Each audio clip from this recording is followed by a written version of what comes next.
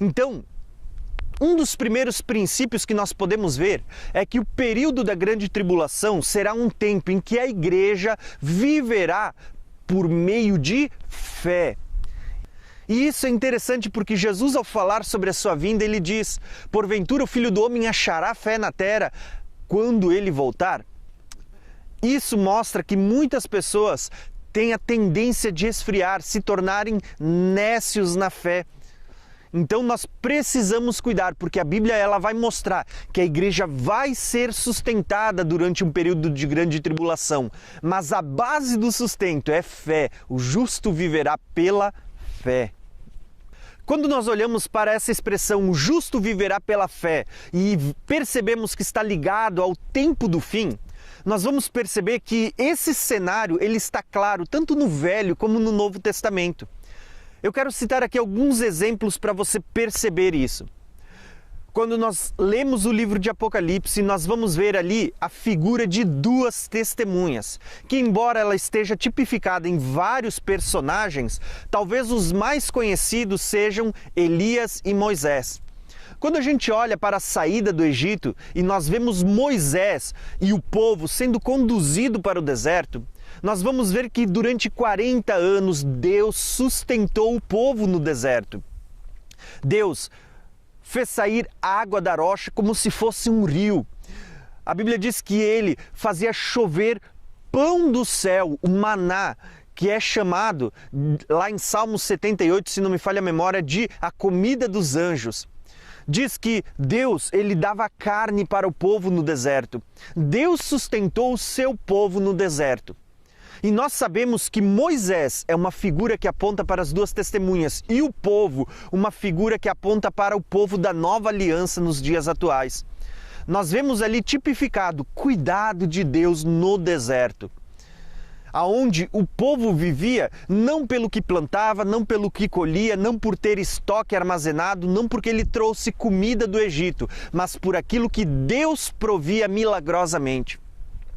Quando nós olhamos para Elias, nós vamos ver outra figura que aponta para as duas testemunhas no tempo do fim.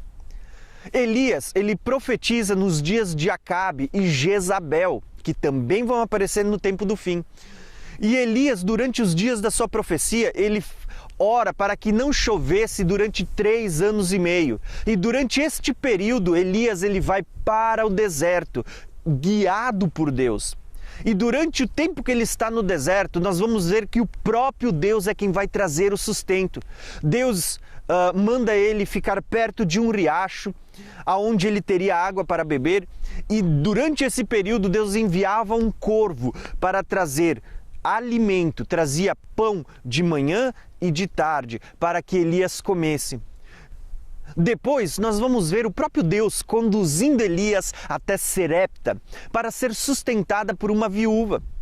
E ali novamente nós vamos ver a mão poderosa de Deus trazendo o sustento, porque Deus fez com que a farinha não cessasse e o azeite nunca acabasse. O milagre da multiplicação no Velho Testamento.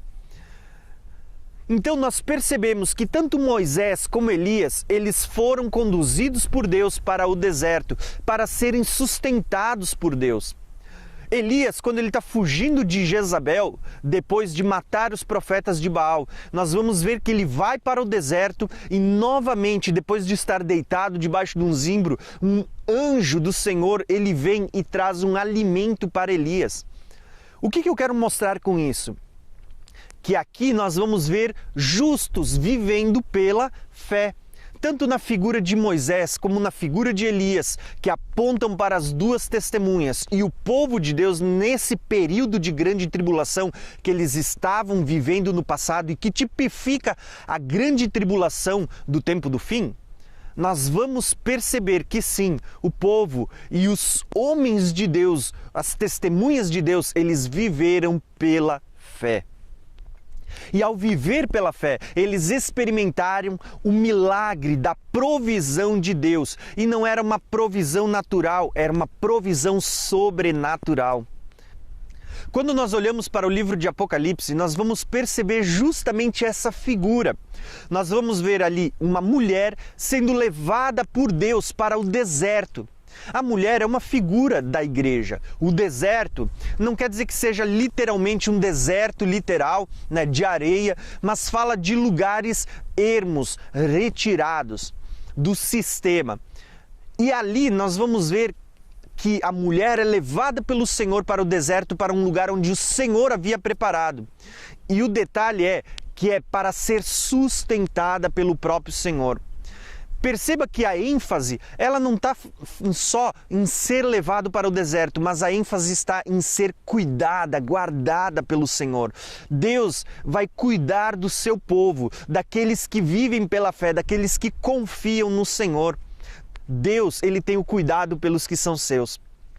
Assim como lá no Egito, Deus fez com que caísse maná do céu quando o povo foi para o deserto. Deus fazia sair água da rocha, Deus enviava carne. Se necessário, eu fico olhando assim, Deus fazendo milagres, como foi nos dias de Elias, mandando corvo para sustentar, fazendo com que o azeite não termine, fazendo com que a farinha não cesse, o milagre da multiplicação. Isso me lembra muito dos dias de Jesus, quando Jesus ele multiplicou o peixe e o pão e ele olha para nós e diz, vocês vão fazer coisas iguais e maiores. Eu vejo isso sendo jogado para o tempo do fim, o tempo em que a igreja viverá pela fé. E isso é interessante porque está tipificado nas festas. Quando chega a festa das trombetas até o dia da expiação, já não era mais tempo de se trabalhar, mas era tempo de quebrantamento, de tocar trombetas, de anunciar o dia do juízo. E quem trabalhasse, ele seria eliminado do povo. Perceba que o período da grande tribulação não é um período onde as pessoas vão estar vivendo naturalmente como é nos dias de hoje, ou trabalhando. Pelo contrário, é um tempo em que a igreja vai fugir para um lugar preparado pelo Senhor, para ali ser sustentada. E volto a dizer, a ênfase é no cuidado, o sustento de Deus. Tá? Então, como eu disse, eu poderia citar muitos exemplos para vocês. Quando a gente olha para João Batista, nós vamos ver que João Batista também é uma das figuras que aponta para as duas testemunhas. E isso mostra para nós, não só nos evangelhos, mas quando a gente lê Isaías 40, Malaquias, capítulo 2, nós vamos ver falando de João Batista, a voz que clama no deserto. Tá vendo? Deserto, tá? João, ele clamava no deserto. Então nós percebemos que a igreja vai ser levada para o deserto e ali vai haver pregação, vai haver toque de trombetas também. Mas o detalhe de João é que quando a gente olha, diz que ele... A alimentação de João no deserto era o quê? Gafanhotos e mel silvestre. Nós vamos ver que o próprio Deus ele sustentava os seus durante o período do deserto. E isso mostra para o tempo do fim que Deus vai cuidar dos que são seus. Se não bastasse isso, nós podemos pegar o próprio exemplo do discurso escatológico de Jesus no ano 70 depois de Cristo. Quando a gente vê ali a destruição do templo, nós vamos ver que Deus havia dado um alerta por meio de Jesus. Jesus ele diz, quando vocês virem a cidade cercada, ele diz, quem estiver no campo não volte pegar coisas na sua casa. Sabe? Isso me mostra o quê? Que quando a gente olha para o tempo do fim, embora a gente saiba que esse texto falava do ano 70, quando a gente olha para o tempo do fim, a figura é a mesma. Deus estava deixando um modelo ali para que a gente soubesse como proceder no tempo do fim.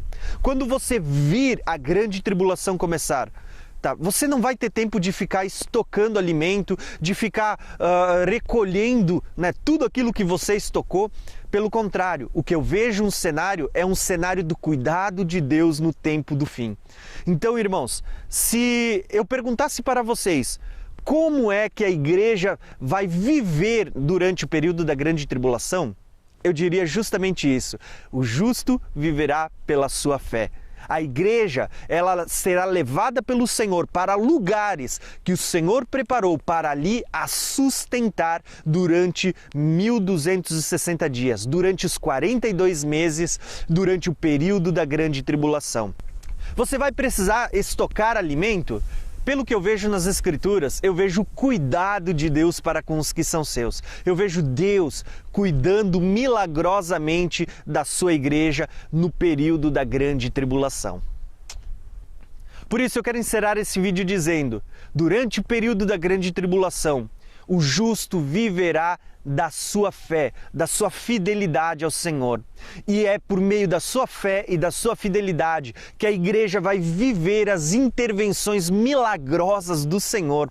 Nós vamos ver o azeite sendo multiplicado, a farinha sendo multiplicada, o pão, o peixe. Nós vamos ver Deus fazendo brotar a água da rocha, fazendo chover maná do céu. A verdade é que nós vamos ver o cuidado do Senhor pela sua noiva, o cuidado do Senhor pelos que são seus. Espero que você tenha gostado desse vídeo. Se você gostou e ainda não é inscrito, se inscreve no meu canal, deixe os seus comentários, ative o sininho para receber todas as notificações e não esquece de deixar o seu like. Um abração e até o próximo vídeo.